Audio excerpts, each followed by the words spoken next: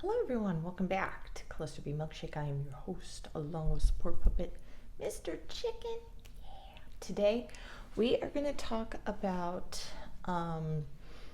attachment styles, and the one that I relate to the most is disorganized attachment. I came across this really cool article that explains all the nooks and crannies about what's going on inside. The article is from the Attachment Project, and I will link it in the comments. So, it starts off. All you need to know about disorganized attachment. Not the most. I'm thinking the most awful. Okay. The most difficult type of insecure attachment is the disorganized attachment style. It is often seen in people who have been physically, verbally, or sexually abused in their childhood.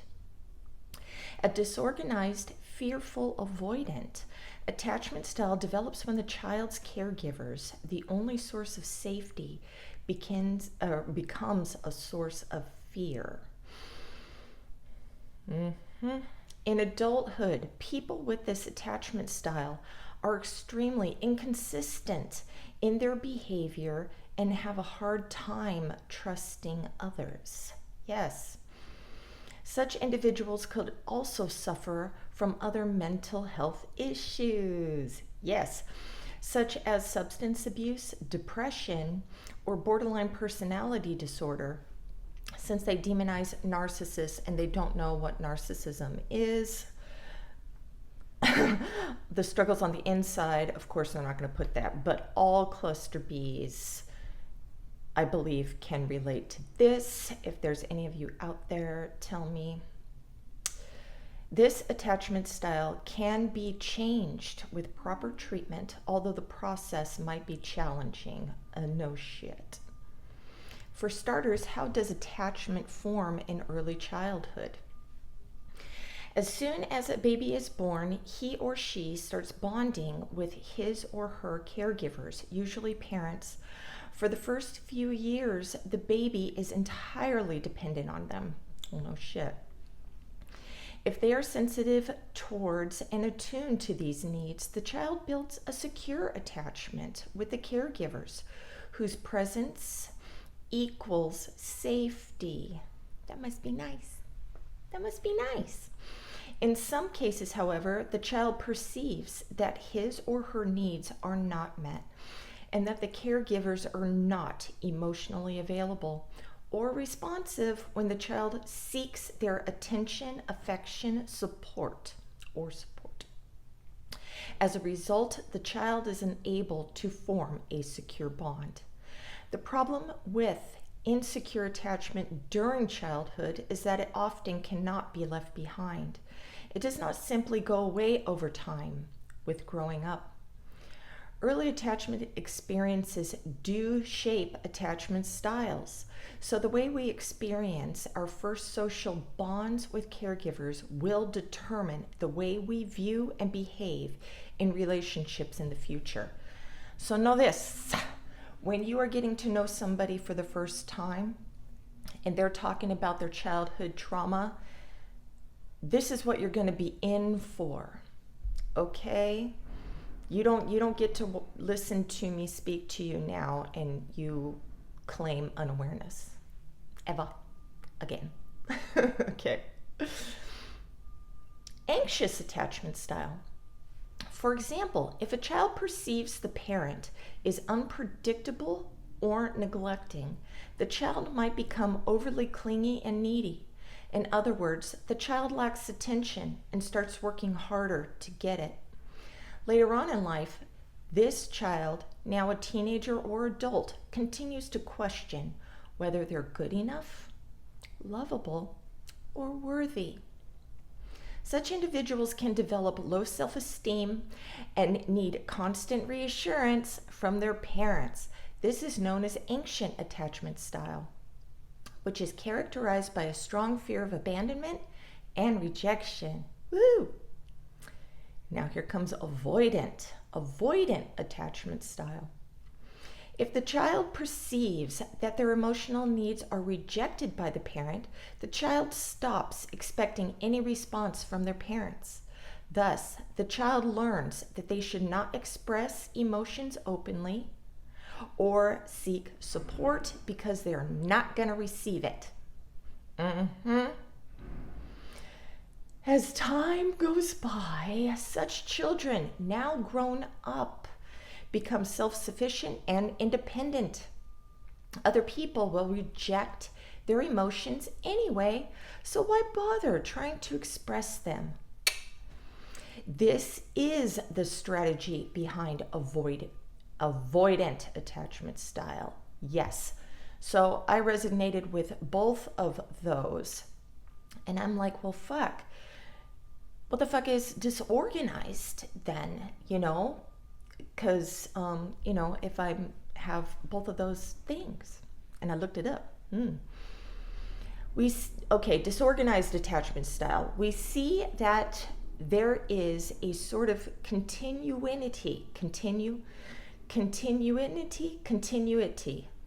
and coherence.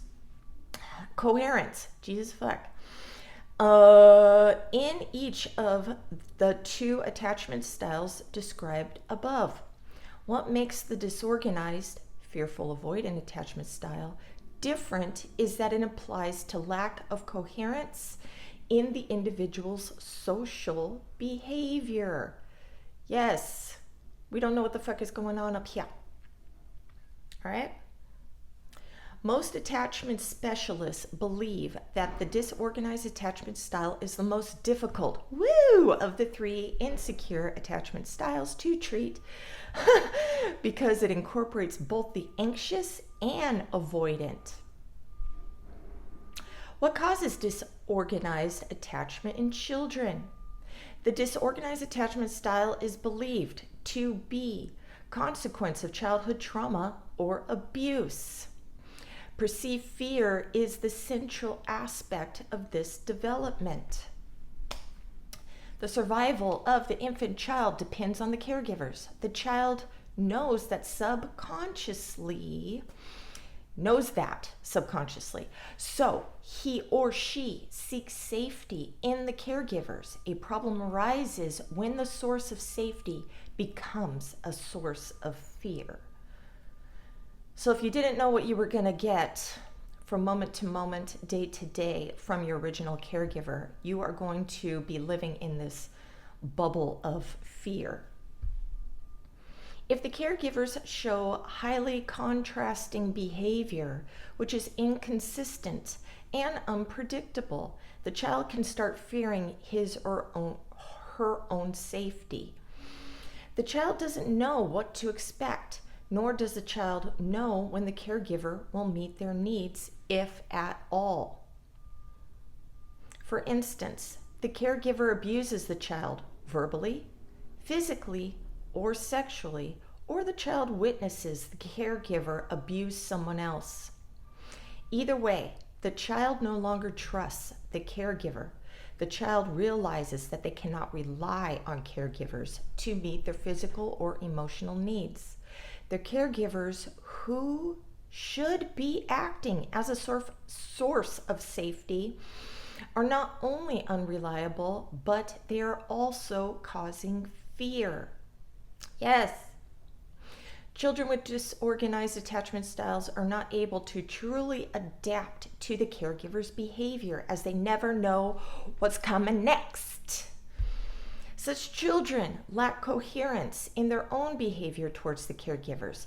They might seek closeness, but at the same time reject the caregiver's proximity and distance themselves due to fear.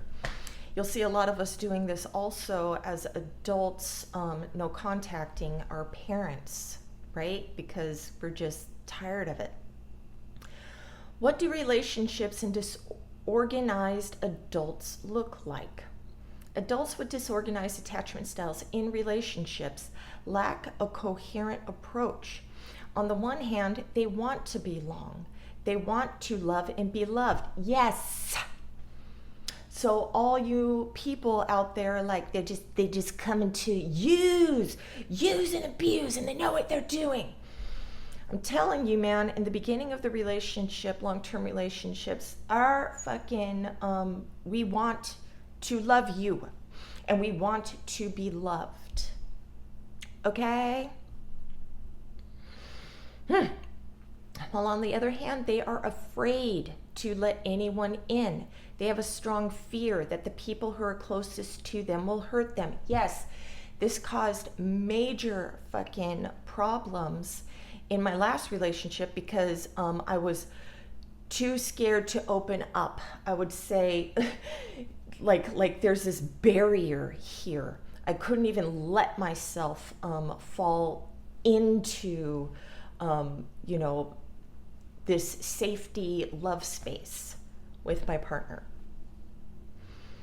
Adults with a disorganized attachment style fear intimacy and avoid proximity, similar to individuals with avoidant attachment style. The main difference for disorganized adults is that they want relationships. Yes. These adults expect and are waiting for the rejection, disappointment, and hurt to come. In their perception, it is inevitable. Yes. They do not reject emotional intimacy. They are simply afraid of it. Yes.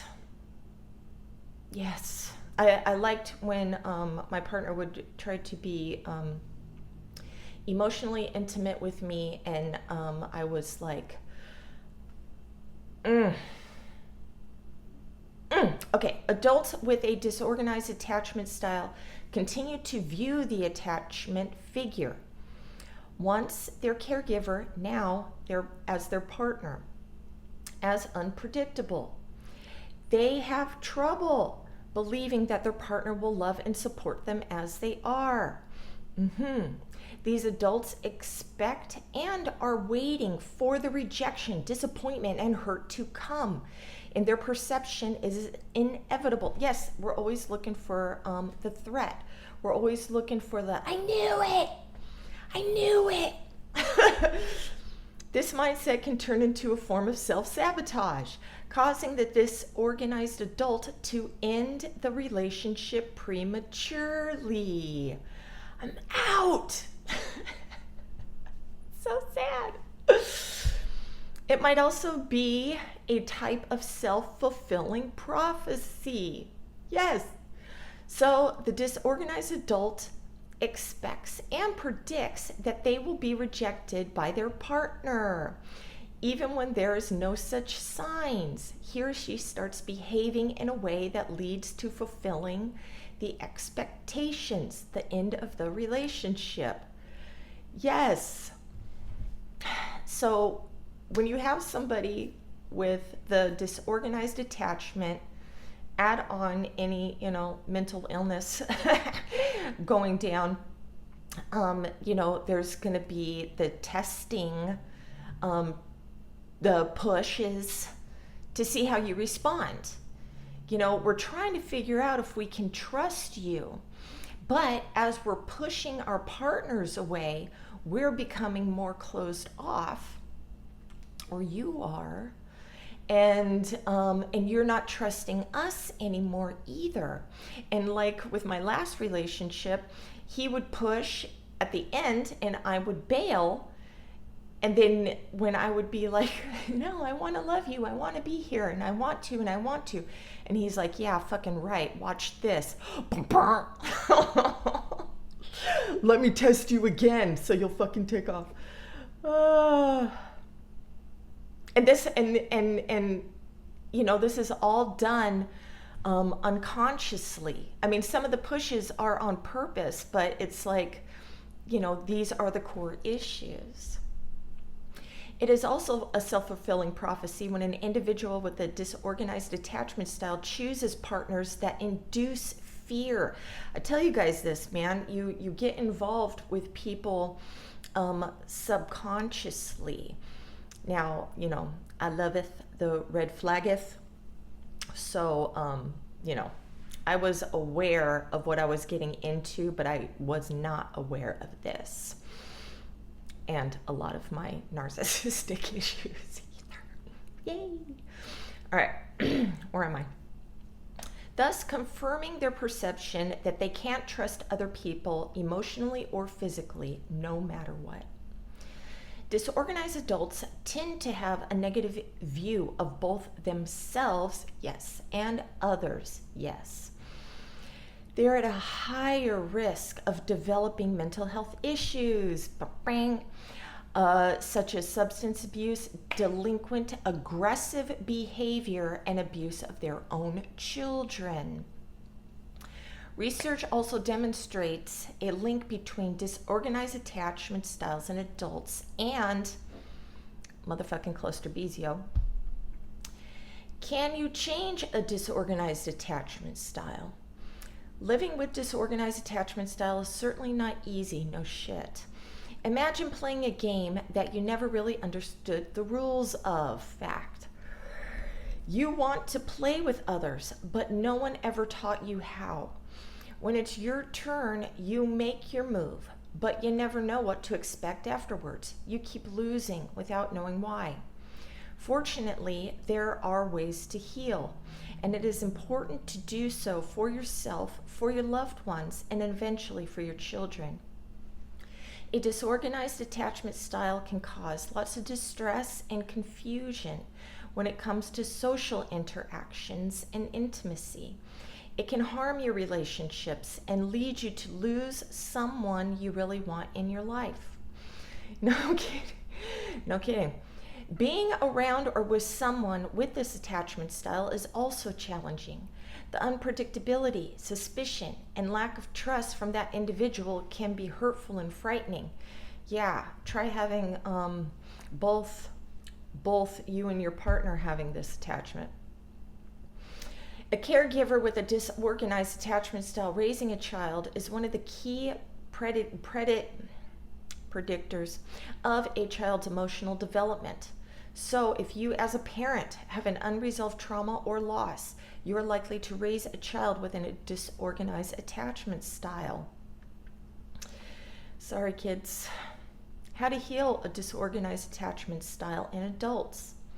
One of the key issues in people with this attachment style is fear of someone they trust hurting them. The easiest solution, do not trust anyone. This, however, is not very productive or a fruitful solution. So I would spend my whole life not trusting anyone. And no matter how much my partner wanted me to trust him, I was always looking for something. And he would squash a lot of my trust issues. He was really good, at some points. And when I was trying to do that for him too, I was trying really hard too. But we're always looking for covert manipulations and stuff in each other. And so it was very hard to trust each other, plus because of our own parental guidance. We're always wearing the lens of our childhood, looking at our partners. All right. Simply avoiding proximity will not heal the trauma or the painful childhood experiences. In order to learn to build secure relationships, you need to learn to trust people first. This sounds easy, but for adults with disorganized attachment style, it can be quite challenging. For this reason, it might be best to start off easy and not push yourself. One way to start healing is by working with a psychotherapist. Yeah, the therapist is someone you can trust.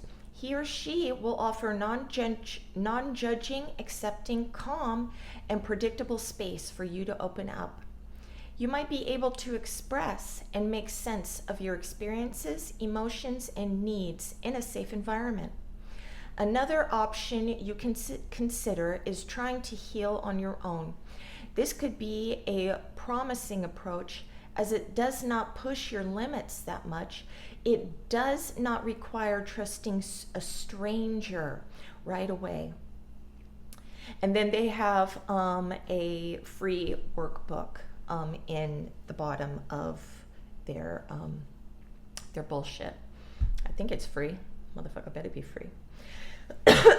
Anyways, I will link that if you want to learn more on that.